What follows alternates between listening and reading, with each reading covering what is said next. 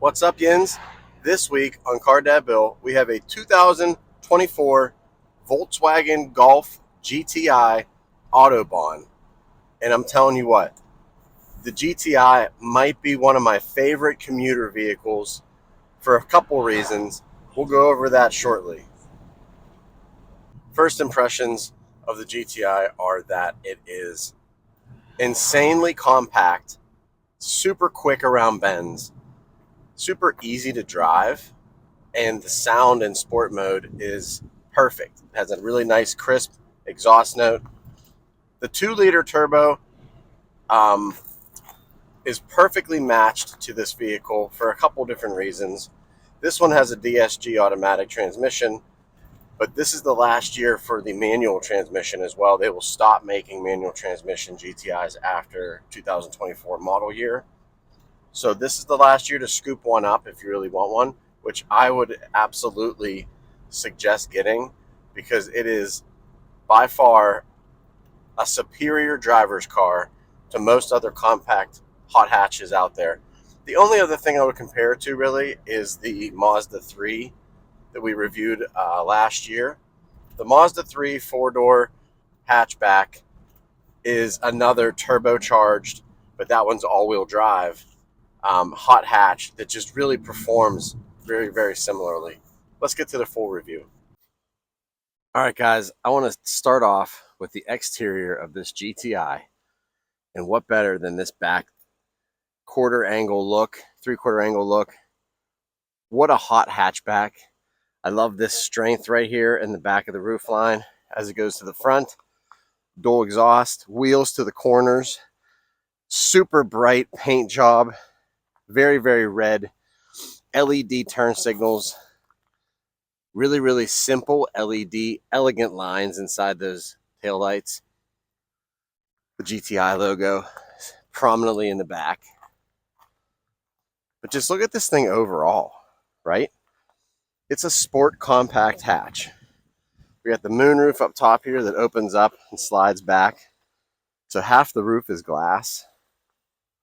We got the turn signals in the mirrors. We got the LEDs up front. And then we have a light bar that goes across. See that light bar that goes across the front? Really stylish, smooth design. Look at those LED headlights. And then we have the LED running lights as well. And the turn signals up top. Look at those fog lights. Really, really cool design and style on the fog lights. But just the overall shape and color of this one in particular really catches my eye. The wheels are okay in my opinion. I don't know. I like regular 5-star, 5-spoke, maybe 6-spoke. Those ones are kind of cool. I mean, it's up to you. It's personal preference. Let's get inside and take a look. All right, Jins, let's go over this interior on the GTI, the Golf GTI. And the first thing that you're going to notice as I scroll through this and pan through this for you is the elimination of all of the buttons. And I don't know if that's good or bad. You guys can decide for yourself on that. Another thing I want you to note is the different levels of material. You have regular plastics. Then you have like a honeycomb kind of pattern there. You see that? And then you have this gloss black plastic. Continues down here around your indicator, your drive modes. Everything's touch, your climate control. Everything's touch screen. And you go back to your main menus. Events down here. Some charging capability back in there. Some storage. This is also a charging area down in here. But then look at this. Like, this is your gear selector. You know, that's how you shift through gears. Park, you shift into drive, shift into reverse, park, pull your brake up, all that stuff. And then there's your engine start and stop right there as well. And you have this cool cup holder here that you can adjust. You can close it up. And it can be a giant cup holder, or you can hit this button and that shifts back around, and then you can slide your water bottle like I have into that. Really nice, sport-inspired, bolstered GTI leather seats. Really, really, really smooth and comfortable and very supportive as well. Then you have your GTI flat bottom steering wheel, which is just that. It's sport inspired. Still has a bunch of touch buttons on both sides that control what you see up front here. For example, the view button changes your different views and how you see things. The navigation screen, the cruise control, the quiet screen, that's the screen that I like. So I leave that one up there. But it gives you everything you need to know: RPM, speed, time, all your different fuel gauges down here. The fuel gauge is actually the smallest gauge down there. Then you have touchscreen for your headlights and fog lights and mirrors. Typical BMW or Volkswagen and Audi buttons on the side here. And there's that honeycomb material again, which is kind of cool looking, I'm not going to lie. And then down below you have your metal pedals, your aluminum pedals, and then your dead pedal. But I mean, overall, I think this interior is very functional. It's very clean. You get everything you need. I like the subtle designs, the red inside of the steering wheel, inside the GTI logo, the red stitching inside the steering wheel. Same thing on the seats. You have the red stitching all along the seats. And you got the Harman Kardon sound system. So I mean, what more do you want as far as that goes? It's really, really a really good sound system, really deep bass, strong highs overall. And then this is all touch as well too. So you have your climate control here, and then your volume, and the volume swipes back and forth. You can either tap it up and tap it down, or you can swipe it to get the volume up and down, and then your power button there. And you can see as you bring your finger up to the screen reacts to that, which is kind of cool. But let's get on the road and talk about the good and the bad. What's up, Yins? So I want to go over some facts and figures on the Volkswagen Golf GTI Autobahn. 2024 is the model year. The exterior color, fantastic red paint on the outside, is called King's Red Metallic exterior. And then on the inside here, we have a Titan black interior leather. There's different colors. There's red, there's gray, there's black. You can see it behind me. But definitely an eye-catching color. My dad used to call it Arrest Me Red. Is definitely any red colored car, especially a fast car like this one. Under the hood, 2.0 liter TSI turbo 4-cylinder. That motor makes an astounding 241 horsepower and 273 pound-feet of torque. Ladies and gentlemen, that is a healthy amount of torque for a vehicle this size. It gets up and goes, and I love it. It even has a really, really nice exhaust note that I'll try to get later on while we're driving around. A couple things about this Golf GTI. It has something called the IQ Drive. IQ Drive is a suite of assistance programs and different emergency things. And I'll go over a couple of them real quick. Travel Assist. It's a semi-autonomous travel assistant that basically incorporates the adaptive cruise control, lane assist, emergency assist, front assist, blind spot assist, and then rear traffic alert. So all of those things come together and make that travel assist, which basically keeps you on the road under circumstances of the cruise control. And then when you're not using cruise control, your lane to keep, your blind spot monitoring, your pedestrian monitoring, all that stuff comes into play. And it helps you be aware of what's around the vehicle. It doesn't intrude on the driving aspect, which I love. I don't like when cars have all these different safety things that kind of, intrude into what you're doing, and they pull the wheel one way or the other, or they slam on the brakes and turns and things like that.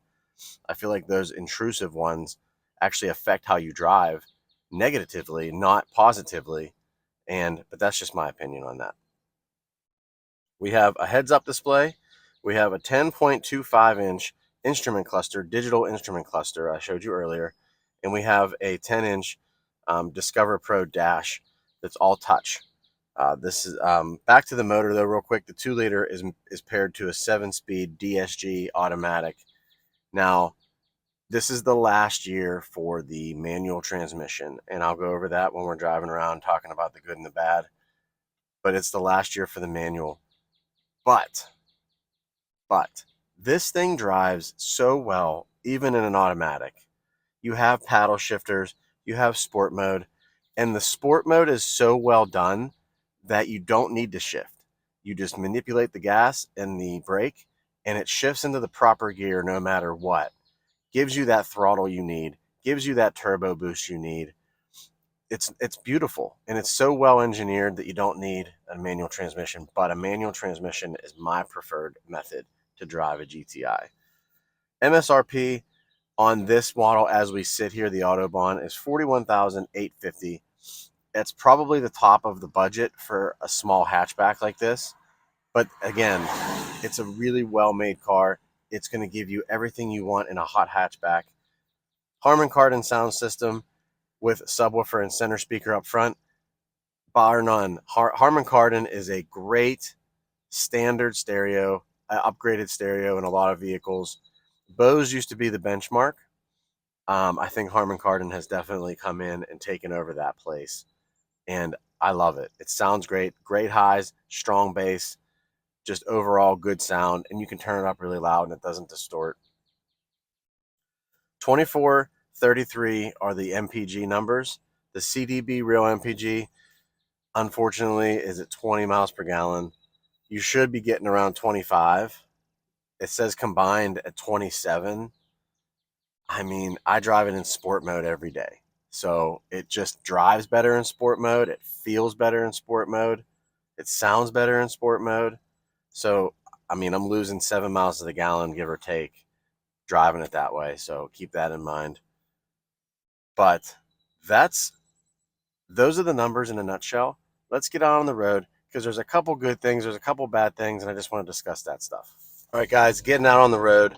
We're going to drive around a little bit. We're going to talk about the good and the bad because the GTI is a special vehicle. It is a 5-door hot hatchback, not a family hauler, but it hauls the family just fine. I have 3 kids that I haul around all the time. I have 6 total at my house with my wife. And yeah, you can't fit all 6 kids in here. And no, you can't all go somewhere together in this. That's a fact. And it's something you're not going to get away from unless you have a bigger vehicle, right? But I can fit hockey equipment. I can fit baseball equipment. I can fit all the people in here. And it's fine. It's a little bit rough. So let's start with the good. The good things on my list are pure fun to drive, super quick, and the power is, even in the automatic, easy to use, easy to put down on the pavement. I have no complaints on that. And then the last thing is it's easy to drive fast, and it's the ideal commuter. When I say it's easy to drive fast and the ideal commuter, those things go together because if you're driving on suburban roads, urban roads, highways, backcountry roads, whatever that is, on your way to your job, this car is going to fly, and it's going to handle all those roads with ease. It's going to make it fun. You're going to have a great exhaust note. You have great lighting up front with the LED lights. It's just one of those vehicles you get into, and as you drive it more and more and more, and you learn its quirks, and you learn how it takes corners, and you know how flat it is, and you know how the exhaust handles and the acceleration comes up, it's just better and better and better the more you drive it. I just can't get over the fact at how fun it is. And it's easy to push to its limits. It's easy to control at its limits. Now, I don't suggest going anywhere and doing anything crazy, triple digit speeds and whatnot, but you could. It's that good, and it's that balanced, and it's that well made that it can handle pretty much anything you put at it. It's kind of like a video game. You just point it in the direction you want to go, and you hit the throttle, and you're gone. So the good side of everything is the package deal you get with it. The Harman Kardon sound system, the bolstered leather seats, the LED headlights, the dual exhaust, the DSG automatic, comes together in a package that just makes this thing outrageously fun to drive. Now let's go to the bad list. We have to. There's a couple things. First thing is, it's the last year for the manual transmission. That's a bummer. Last year for the manual. You can still go get one. They're going to be out there, but the next few model years coming up are not going to offer the manual transmission. So that's a bummer. Second thing is the rough ride and the getting in and getting out, the egress to ingress. I'm 41 years old. I'm in decent shape for my age, and it's definitely a chore to get out of, for sure. Getting in, you just kind of fall into it like you would anything else, right? But getting out, you got to grab onto the door frame. You got to get out of this thing. And the ride is rough. Now, my father's 70 years old. He doesn't like riding in cars like this. But I still love driving in cars like this. Even though it's bumpy, even though it's a little bit crazy, and you can feel every bit of the pavement. You can feel every brick on a brick road. You can feel the potholes when you hit them. And you only have little tires. Don't get crazy on the potholes. But it definitely drives like a race car, like a little race car. And I'm fond of that. I like that aspect of it. But it is on the bad list because people are going to get turned off. Some people are going to get turned off by the rough ride. The other thing, there's two more things on my bad list. One, there's no all-wheel drive option. Front-wheel drive with a lot of differential locking features, a lot of differential power moving features. So you don't have any torque steer. You don't have any issue with that. So let's get that out of the way. It's not a bad front-wheel drive vehicle, but there's no all-wheel drive option. And I think this with a manual transmission and all-wheel drive would be, like, bar none, the best hot hatch on the market. The last thing, and it's a car dad quibble, everything is touchscreen. Everything is touchscreen. Everything is touch. There's not a knob or button on this thing except for the gear selector and your start-stop button. Everything else is either you slide your finger, you touch it, and it drives me crazy. I don't know why. I don't know where we went wrong as a car enthusiast, car manufacturing. I don't know who made that decision to get rid of all the buttons, but maybe it's just cheaper overall for materials. But man, like, everything on the screen, everything below the screen, everything for your headlights, even your headlights buttons are gone. Now it's all touch, and I can't stand it. You have to literally hold your hand completely still. You have to find an anchor point on the dashboard to touch things, so you're not touching other stuff that you don't want to touch. And then if you hover your finger over it too long and you hit a bump, guess what you're doing?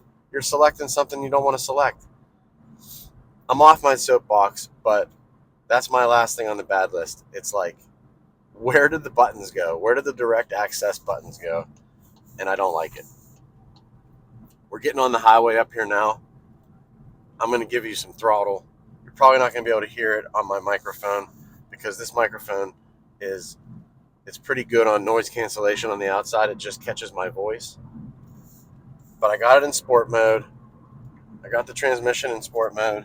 I got the suspension in sport mode.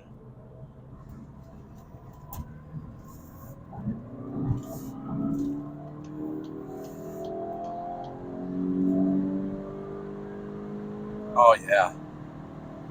I mean, and we're there. We are there. It just pulls. And it's so smooth. The power delivery is so smooth. The handling is so smooth.